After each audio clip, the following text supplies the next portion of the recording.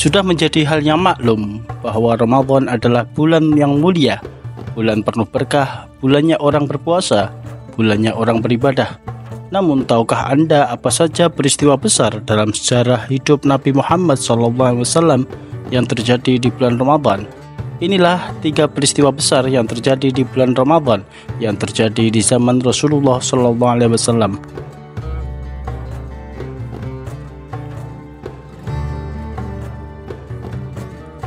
Pertama, bulan diturunkannya Al-Quran.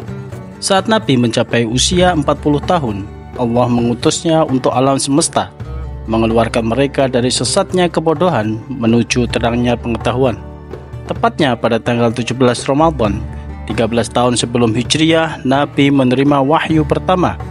Pakar astronomi Syekh Mahmud Basha menuturkan waktu itu bertepatan dengan awal Februari tahun 610 Masehi.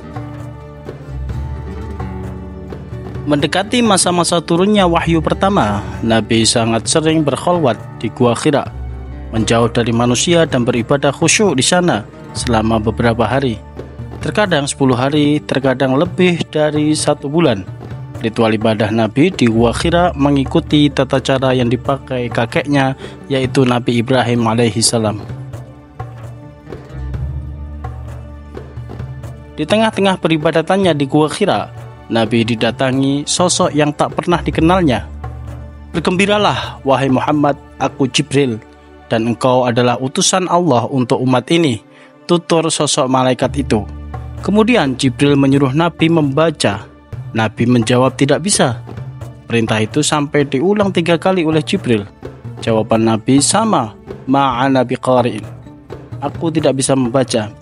Kemudian Jibril membacakan wahyu pertama, surat Al-Alaq ayat 1-5.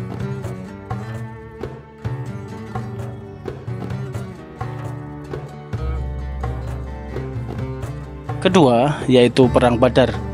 Perang Badar atau biasa disebut Ghazwatul Badr Al-Kubra adalah perang yang menjadi pembeda, menandai awal kejayaan kaum muslimin. Dengannya Allah memuliakan Islam, meninggikan menaranya, dan mengikis berhala-berhala. Dalam peperangan ini, Nabi membawa 313 pasukan muslim menghadapi 950 pasukan non-muslim. Perbedaan jumlah pasukan yang mencolok tersebut tidak lantas mengecilkan nyali tentara muslim. Dengan tekad yang kuat membela Nabi, kaum muslimin berhasil memporak-porandakan pasukan kafir. Allah menguatkan mereka dengan malaikat-malaikat. Kaum kafir Quraisy lari sejadi-jadinya. Kaum muslimin mengejar mereka, membunuh dan menawan.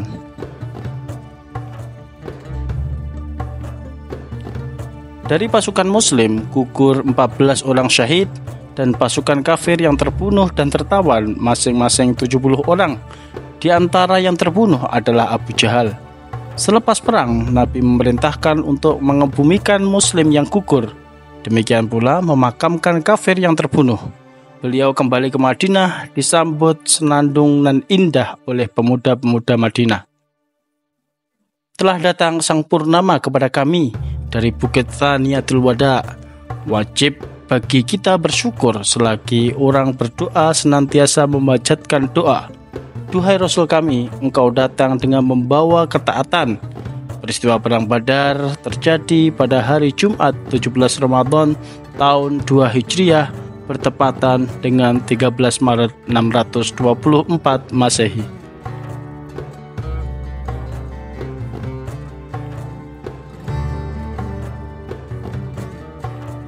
Yang ketiga, pembebasan kota Mekah. Tanggal 20 Ramadan tahun 8 Hijriah merupakan waktu yang bersejarah dalam Islam.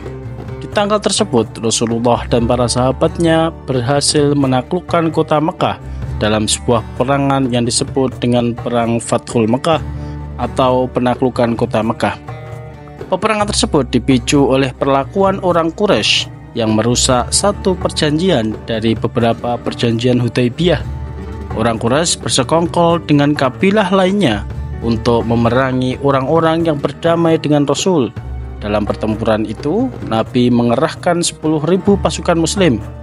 Rasul mengutus sahabat Khalid bin Walid sebagai panglima perang dan memerintahkannya agar tidak memulai menyerang sebelum diserang.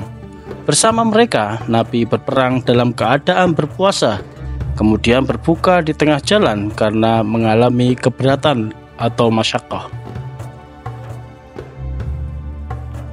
Peperangan antara pasukan Nabi dan kafir Quraisy tidak bisa dihindarkan lagi. Pada akhirnya, pasukan Muslim berhasil menaklukkan tentara Quraisy hingga mereka menyerah. Pasca perang itu, Nabi memerintahkan untuk menghancurkan berhala di sekitar Ka'bah yang berjumlah 360. Selepas itu, kaum muslimin mengumandangkan takbir. Rasulullah sholat di makam Ibrahim dan meminum air Zam-Zam. Kaum kafir Quraisy yang sudah takluk tidak berdaya harap-harap cemas. Mereka yang dahulu menyakiti, mengusir, dan berencana membunuh Nabi menunggu keputusan beliau memperlakukan mereka. Bisa saja Rasul membunuh mereka, namun dengan belas kasihnya yang luas, beliau memaafkan dan membebaskan mereka. Pergilah, kalian bebas, pungkas Nabi. Demikian 3 peristiwa besar yang terjadi di bulan Ramadan. Semoga di bulan yang mulia tersebut kita diberi keberkahan untuk menjadi mulia di sisinya.